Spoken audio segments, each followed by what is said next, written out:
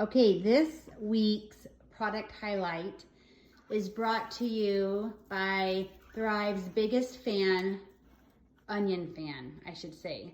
So Ella has our sliced onions.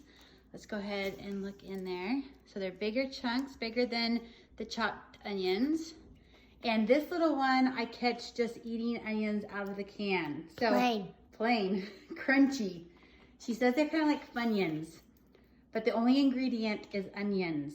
So Ella, why don't you take a bite and why don't you tell us, is it sweet? Yeah. Yeah? Would you ever take a bite of, like just a big bite of a real onion? No. Or a store-bought onion? I guess No. they're all real onions, no? No. What makes these ones so much better? I just like to take a little piece Mm-hmm. because then it gets kind of too strong and hot. Mm-hmm. So I just take one Little piece. pieces at a time? But you don't stop with just one piece. I've seen you eat piece after piece after piece. Yeah, What makes it so yummy? sometimes it's sweet, it's spicy. Mm-hmm.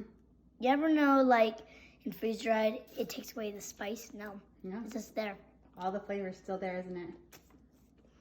Okay.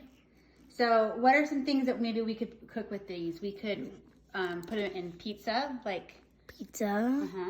like a meat lover's pizza. Maybe a salad.